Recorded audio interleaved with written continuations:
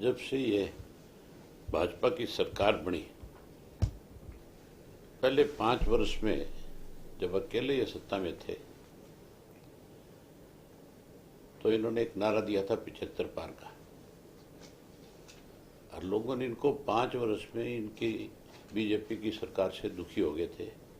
हालांकि लोकसभा की 10 की 10 सीट जिताई बीजेपी को, लेकिन स्टेट के अंदर जब चुनाव हुआ तो 40 पे रोक दिया था, सत्ता से एक तरह से बाहर कर दिया इनको। कुछ स्वार्थी लोग थे जिन्होंने इनको समर्थन दिया और वो फिर से इनकी सरकार बनाई। सरकार बनने के बाद अभी 3.5 वर्ष में प्रदेश के अंदर बहुत सारे घोटाले हुए। धान का घोटाला हुआ, शराब का घोटाला हुआ, रजिस्ट्री में घोटाला हुआ, पेपर लीक घोटाला हुआ, सरकारी दवाइयों की खरीद में घोटाला हुआ। उसके अलावा भू माफिया खड़ा कर दिया, खनन माफिया खड़ा कर दिया, और लगातार किसान को कमजोर करने की योजनाएं बनी। महंगाई बढ़ी, भ्रष्टाचार आज चरम सीमा पे है। जिस दिन मुख्यमंत्री ये कह देता है ना कि भी मैं भ्रष्टाचार खत्म करूंगा, उस दिन समझो कोई ना कोई नया घोटाला प्रदेश में जरूर होगा। हैरानी की बात है, 8.5 वर्ष बीत गए और अब भी मुख्यमंत्री कहता है कि मैं भ्रष्टाचार खत्म करूंगा। जो 8.5 वर्ष में नहीं कर सका, अब कैसे कर देगा? इसका मतलब यह है कि सरकार के लोग स्वयं भ्रष्टाचार को बढ़ावा दे रहे हैं। जहां भ्रष्टाचार बढ़ा है वहीं नशे का बहुत प्रकोप है, बहुत ज्यादा बढ़ा है। खास करके हमारा जो जिला है, इसमें नशे का जो कारोबार करने वाले लोग हैं उनको सरकार की शय है, और सरकार की शय की वजह से ही नशे के कारोबार में बढ़ोतरी है। अगर सरकार की नीयत ठीक हो तो फिर नशा तो एक दिन में रुक सकता है। ये एक ऐसा धंधा है जिसको रोकने के लिए कोई ज्यादा सख्त कदम उठाने की भी जरूरत नहीं। पुलिस की नाक के नीचे सारा काम हो रहा है। पुलिस की नाक के नीचे ये सब कुछ होने का मतलब है पुलिस के ऊपर पॉलिटिकल लोगों का दबाव है। कुछ लोग हमारे यहाँ पे ऐसे हैं जो सिर्फ थाने की राजनीति करते हैं, है तो मंत्री के पद पे बैठे हुए, लेकिन सारा दिन थाने की राजनीति करके लोगों को परेशान करते हैं, नशा बिकवाने में उनकी मदद करते हैं। आज अमित शाह आ रहे हैं और कह रहे हैं 9 साल का लेखा जोखा बताएंगे भी हमारी भाजपा ने क्या किया। आप इस बात से अंदाजा लगा सकते हो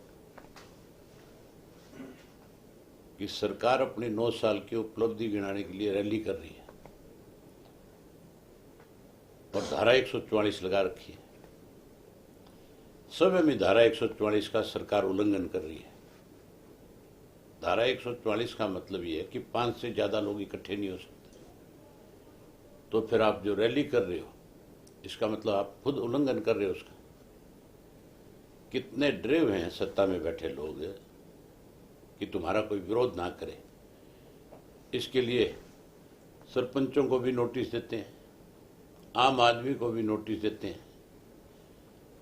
किसान जो यूनियन है, संगठन है, उन सबको नोटिस दिया है। उनको नोटिस दे दिया ना कि आप घर से बाहर नहीं निकल सकते, बाहर निकलोगे तो हम आपके खिलाफ मुकदमे दर्ज कर देंगे। तो फिर 9 साल की उपलब्धि के लिए रैली करने की क्या जरूरत है? फिर तो प्रेस कॉन्फ्रेंस करके उसी में बता दो, ऐड दे दो अखबारों में, उससे पता लग जाएगा लोगों को। फिर इतना बड़ा जो सरकार का खर्चा है वो क्यों करवाया जा रहा है? क्या जरूरत है उसकी? इस एक रैली के ऊपर सरकार का कम से कम भी 10-20 करोड़ रुपया खर्च होगा। वही पैसा अगर ये बजाय इस तरह के काम करने के शहर में, गांव में विकास के लिए खर्च करें तो उसका लोगों को फायदा मिलेगा।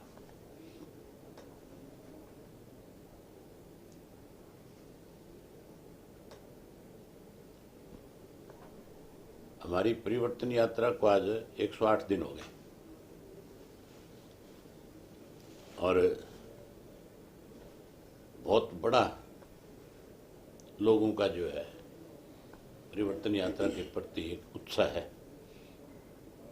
आपने देखा कि डवाली हल्के में किस तरह से, एक डवाली की बात नहीं करता मैं, 52-53 हल्कों में जाकर के आया हूँ। सब जगह लोगों ने इसी तरह से स्वागत किया और इसी तरीके से लोगों ने समर्थन किया और समर्थन के साथ साथ एक विश्वास दिलाया कि हम इस सत्ता का परिवर्तन हर हालत में करेंगे। कुछ लोगों को इस यात्रा से बहुत तकलीफ है।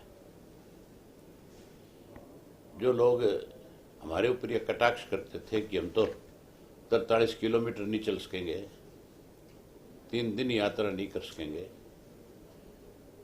जो कहीं आराम से एसी में बैठे थे, जो ये मानते थे इंडियन नेशनल लोकदल पार्टी तो खत्म हो गई, अब उसी इंडियन नेशनल लोकदल पार्टी ने उनका जीना आराम कर दिया।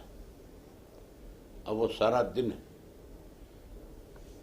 धूप में घूमते हैं और अपनी गलतियों के लिए लोगों से जाकर के माफी मांगते हैं। लेकिन अब प्रदेश की जनता अच्छे से समझ चुकी है। मुख्यमंत्री ने एक कार्यक्रम शुरू किया था, जन संवाद कार्यक्रम, सिर्फ 4 जिलों में जास का इतना बड़ा विरोध किया लोगों ने कि मुख्यमंत्री को छोड़ करके भागना पड़ा। फिर अखबारों में एक स्टेटमेंट आई कि मंत्रियों की ड्यूटी लगाएंगे। फिर मंत्री ड्यूटी लगाई गई लेकिन कोई गया नहीं आज तक। कांग्रेस जो है अखबार तक थी, वो भी आजकल सारा दिन किसी न किसी बहाने से लोगों में जाने लगी। लेकिन कांग्रेस को भी लोग समझ चुके हैं, कांग्रेस में तो आपस में बहुत विवाद है। सारा दिन कांग्रेस के लोग आपस में एक दूसरे को नीचा दिखाने में लगे हुए।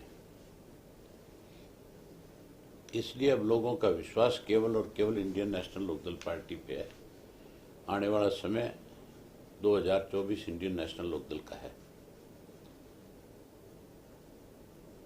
सरसा की लोकसभा की सीट भी हम बड़े बहुमत के साथ जीतेंगे। जहां लोकसभा जीतेंगे वहीं 5 विधानसभा की सीट भी इंडियन नेशनल लोकदल पार्टी जीतेगी। पहले भी हमने कई बार 5 सीटें जीती है। अब की बार लोगों का बहुत विश्वास है और इस यात्रा में जिस तरह से लोग उमड़ करके आ रहे हैं उससे एक स्टैंप है कि 5 की 5 सीट हम जीतेंगे।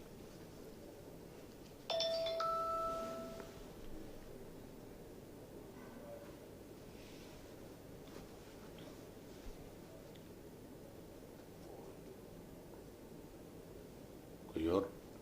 सर ऐसा भी जैसे आप कहते हो 5 सीटें जीतेंगे, स्टेट में सरकार आएगी, तो कोई सर गठबंधन भी होगा या अकेले लड़ेंगे? आप बताओ किससे करेंगे गठबंधन? तो हम तो आपका पूछ रहे हैं, हम तो सब देख ही बैठे हैं, हम तो आप पे देखते हैं, आपकी तरफ हमारी उम्मीदें डर बड़ी वालों की ऐसा है। करते हैं भी।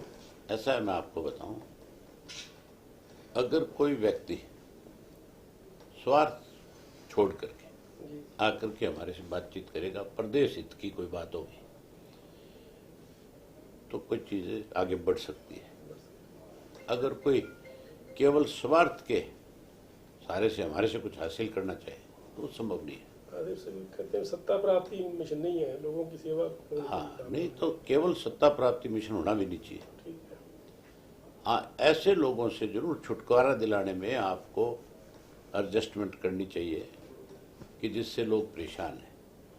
अगर आप फिर भी ये चाहते हो कि भी आप ही बन जाओ तो फिर लोग इतने मूर्ख थोड़े ही हैं। लोग तो फिर जानते हैं भी इनके चुंगल से निकलेंगे, इसके चुंगल में फंस जाएंगे। हैं? ये नहीं है। ये अब नई जनरेशन जो है, अब समय बदल गया। अब जब मैं राजनीति में आया था, जी अब उन बातों को 35 साल हो गए। 2 जनरेशन आ जाती है 35 साल में। 18 साल का बच्चा बालिग हो जाता है, जी तो 2 जनरेशन आ गई कि नहीं आ गई? चेंज तो आएगा। ठीक है। अब नई जो पीढ़ी के लोग हैं, नई पीढ़ी के बच्चे जो हैं, आप उनसे बात करो तो वो घर में कौन क्या कह रहा है उसको उससे भी मतलब नहीं है। उसको खुद को क्या अच्छा लग रहा है वो अपनी मर्जी से करता है। अगर बंदा अपने आप तक सीमित होकर रहेगा ना, हैं? खुद तक सीमित होकर रहेगा, लोग ये दिक्कत, सामाजिक दिक्कत पैदा होगी हाँ, है जी। भूपेंद्र सिंह हुड्डा का तो एक स्वार्थ है कि मैं अपने बेटे को आगे ले जाऊं राजनीति में, और कांग्रेस के ऊपर कब्जा करना चाहता है।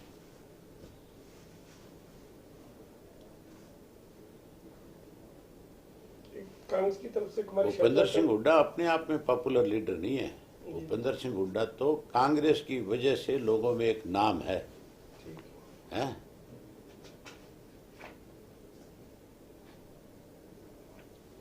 आज कांग्रेस से अलग हो जाओ, आपको मैं 2 लोगों का उदाहरण देता हूं, 2 का भी नहीं, 3 का 4 का दे देता हूं। भगवत दयाल कांग्रेस से अलग हुए, अपनी सीट नहीं जीत सके। राव वीरेंद्र सिंह कांग्रेस से अलग हुए, 6 महीने में पार्टी कांग्रेस में मर्ज करनी पड़ी। चौधरी बंसीलाल कांग्रेस से अलग हुए, 2 सीट पे आ गए थे, आखिर कांग्रेस में मर्ज करना पड़ा। भजनलाल कांग्रेस से अलग हुआ, 6 सीट जीत पाए, 6 से 1 पे 2 पे आ गए, आखिर में 2 सीट पे आ गए। और जो कुलदीप बिश्नोई कांग्रेस को कह रहा था भी मैं कभी भी कांग्रेस के साथ नहीं जाऊंगा, वो कांग्रेस में मर्ज कर गया था। ठीक कर गया था कि नहीं कर गया था? यही हालत इस भूपेंद्र सिंह हुड्डा की है। अगर आज कांग्रेस से अलग हो जाए, जिस तरह से रोज कांग्रेस में आंख दिखाता है, आज ये अलग हो जाए कांग्रेस से, तो ये बाप बेटा दोनों में से एक भी नहीं जीत सकता। आप ये कहने का मतलब सब ब्रांड है कांग्रेस का जी। हाँ, ये सब ब्रांडी है सारी। हमारी तरह नहीं है कि लोगों का विश्वास किसके साथ है, ये तो पार्टी के वोट को इस्तेमाल करने। आप ये कहने का मतलब प्रकाश सिंह बादल साहब के शब्द मिलते हैं, वो जो आदमी महा पार्टी को छोड़ गया हाँ, वो खत्म हो गया। बस महा पार्टी को जो छोड़ के जाएगा वो बस। ये आपके सामने हमारे वाले उदाहरण है, ये छोड़ के गए थे। आज की डेट में आप बता दो खुद, कहीं कोई एक सीट भी इनमें से जीत सकता है पूरे प्रदेश में? तलाश कर रहे हैं भी कहीं से कोई दाव लग जाए तुम्हारा, लेकिन अब नहीं है, बात नहीं बढ़ सकती। और मैं तो हरियाणा से कहीं से भी जाके लड़ लूंगा, मुझे लोग जिताएंगे। चौटाबड़ी से कौन मुझे तो हराने के लिए सारा जोर नहीं लगा दिया था इन्होंने, कांग्रेस, बीजेपी, जेजेपी, कांडा, कोई बचा ही नहीं। और साथ में सरकारी मशीनरी, फिर उसके बाद 15-15 हजार रुपया एक वोट की कीमत कर दी इन्होंने। उसके बावजूद लोगों ने मुझे 9,000 ज्यादा वोट दिए, पहले सिर्फ जिता करके भेजा। डवाली से जिसको आप कहोगे उसी को दे देंगे, आपसे पूछेंगे जरूर। हैं? आप भी तो हमारे साथी हो, आपकी राय लेंगे बाकायदा तौर पे कि किसको चुनाव लड़ाया जाए। आपको भी सारी सरकार आपके वो उल्टा जाती है। मुख्यमंत्री मेरी नहीं कहा कोई भी हो जाए, सरकार किसी को, राजकुमार एक ही होता है वहां पे स्टेट में। क्यों जी? 20 साल में हमने जिसको राजकुमार में देखा वो एक ही व्यक्ति है बस। अब ज्यादा शब्दों में नहीं, भी कम से कम सरकार किसी की कोई भी हो, जो बेबाकी होती है ना, वो जज्बा होता है अलग सा, उसका अपना स्टाइल। तो वो तो आप देखते हो विधानसभा के अंदर हम 90 मेंबर हैं, 90 में से 89 एक तरफ होते हैं। ठीक, और देखते हैं रोज। हाँ। और बड़ी मजे की बात बताऊं, कांग्रेस का किस तरह से बीजेपी के साथ खड़ी होती है। जब मुझे नेम किया गया था अब की बार, तो चलो बीजेपी, जेजेपी वो तो मेरे खिलाफ थे, इंडिपेंडेंट जो उनको सपोर्ट कर रहे थे वो भी मेरे खिलाफ थे। कांग्रेस की तरफ से एक प्रस्ताव आया गया मेरे सस्पेंड होने के बाद हाउस से कुलदीप वस्त नाम का एक एमएलए है बादली से, वो प्रस्ताव लेकर के आया और उसने ये कहा कि अभय सिंह जी जो है हाउस की मर्यादा को जो है भंग करते हैं, इसलिए इनके खिलाफ सख्त कार्रवाई होनी चाहिए। कांग्रेस की तरफ से ये प्रस्ताव आया था मेरे खिलाफ, तो इसका मतलब कांग्रेस अपोजिशन में नहीं है, कांग्रेस तो सत्ता पक्ष के साथ है। मैं तो सत्ता पक्ष को जो है घेर रहा था और सत्ता पक्ष मेरी बात का जवाब नहीं दे रही थी, मैं उनसे जवाब मांग रहा था, इसलिए उन्होंने परेशान होकर के मुझे नियम किया। कांग्रेस का फर्ज तो ये बनता था कि वो इस बात पे अड़ के खड़े होते, भाई आपने उसका सस्पेंशन जो है वो गलत किया है, उनको वापस बुलाओ। बजाय उसके भूपेंद्र सिंह हुड्डा का सबसे खास आदमी है बादली से एमएलए, वो खड़ा हुआ, किसी कांग्रेसी ने एक ने उसके पक्ष के अंदर ये नहीं कहा कि जी हम इसका समर्थन करते हैं, लेकिन हुड्डा ने उसको खड़ा किया। तो फिर कांग्रेस अपोजिशन कहाँ रहेगी? अपोजिशन तो खत्म हो गई। स्ट्रक्चर बदल रहा है ना तभी तो ये जो लोग हैं, भूपेंद्र सिंह हुड्डा हो गया, मुख्यमंत्री हो गया, मैं इनको कहता हूँ भी चैलेंज करके भी तुम आओ मेरे साथ डिबेट कर लो, और ज्यादा नहीं 5-5 क्वेश्चन लिख के लिए अपनी अपनी तरफ से, कौन किसका जवाब दे, लोग फैसला कर दें।